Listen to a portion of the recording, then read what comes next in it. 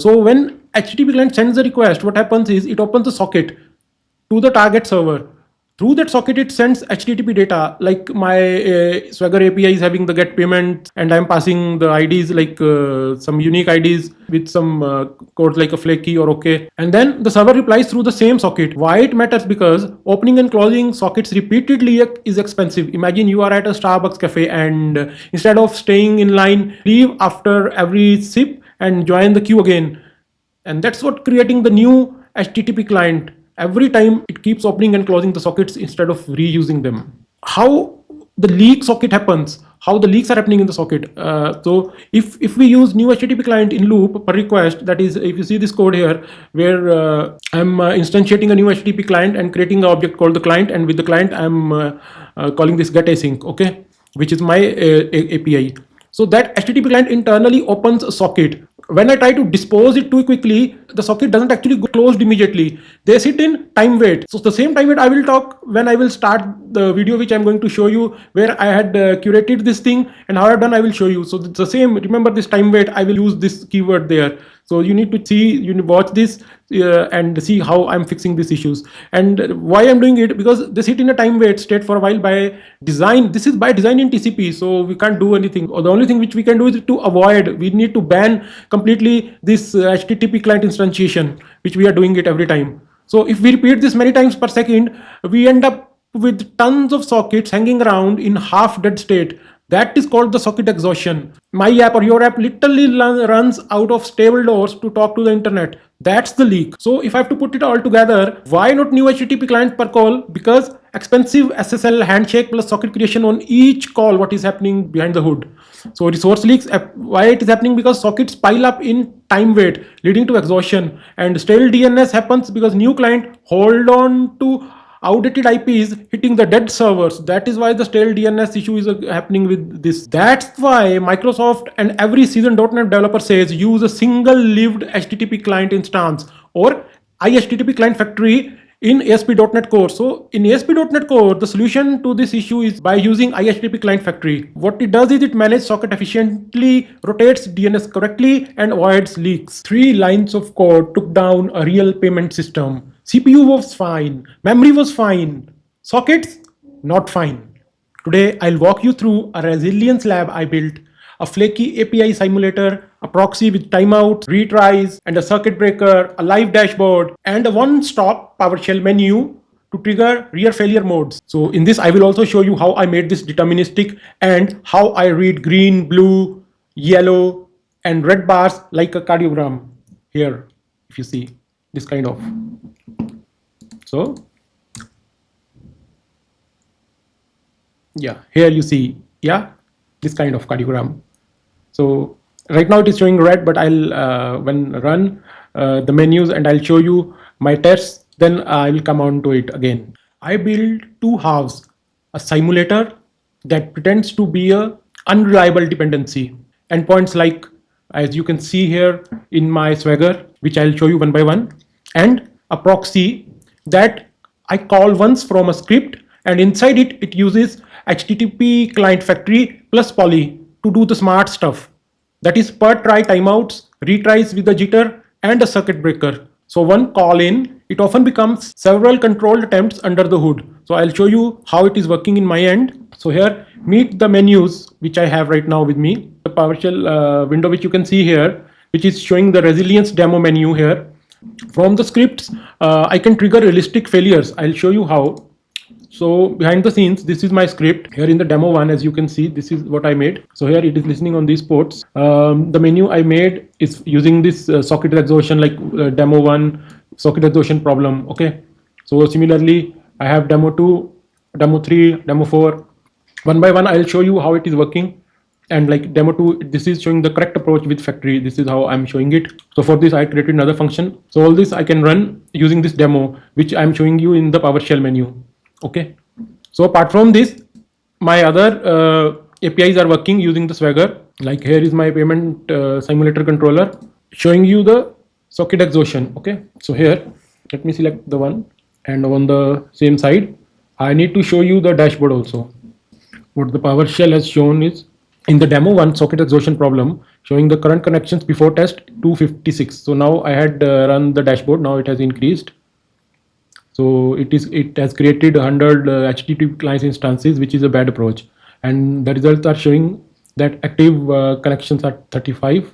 My app is running, and here are my APIs. Apart from the APIs, now as you can see, this is my menu, and parallelly, so is the dashboard here.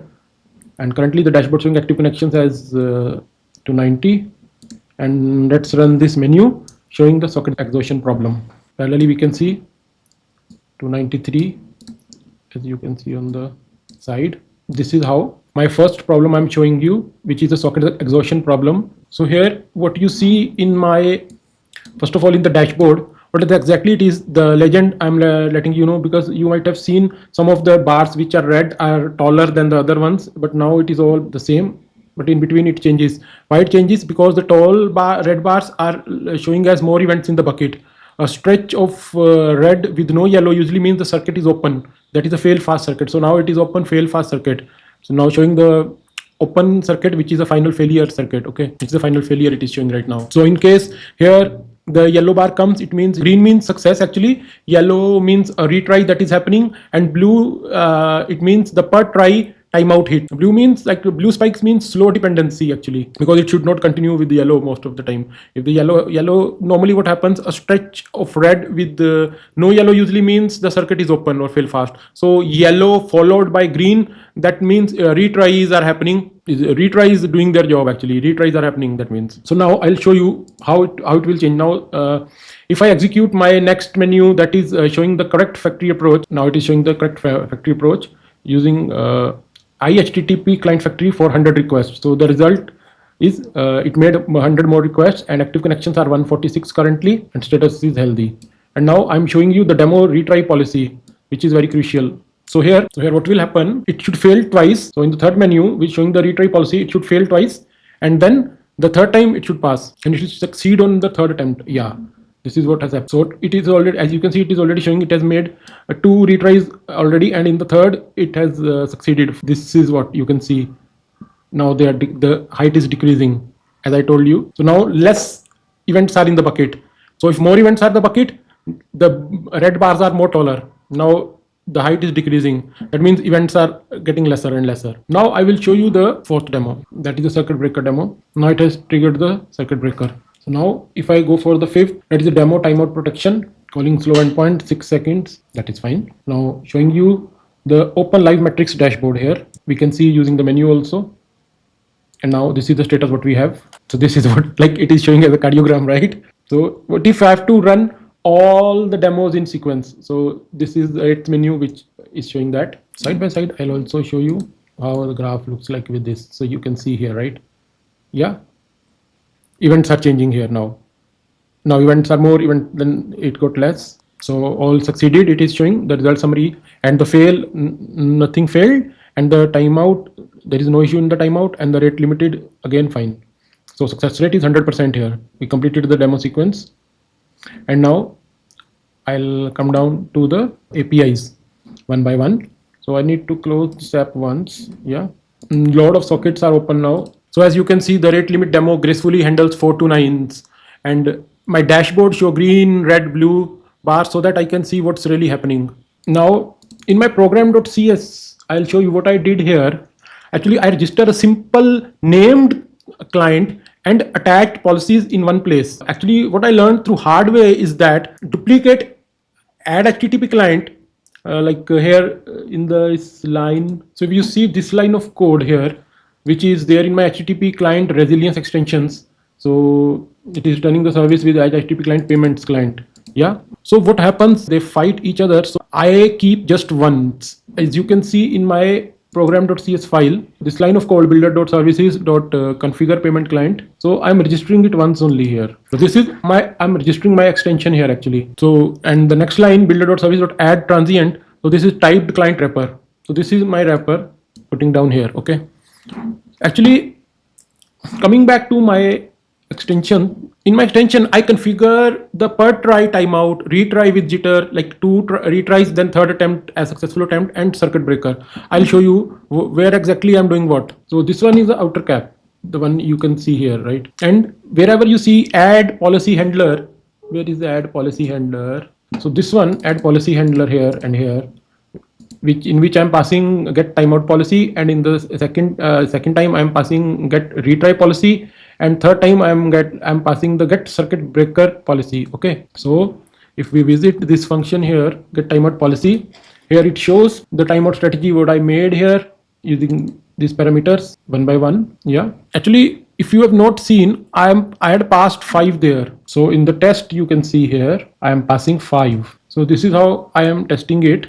This is how behind the scenes the async is working. Just I wanted to show you the delegate how it was triggered. Yeah, and time span from second is 30. So here from here it is getting. So this is my HTTP client resilience test class. So this is how I am testing this. I have method like add resilience. So this is my add resilience method. Yeah. So as you can see here, this is my circuit breaker policy method. You can put a breakpoint here and see how it works, because I cannot show you in that much detail right now in this video.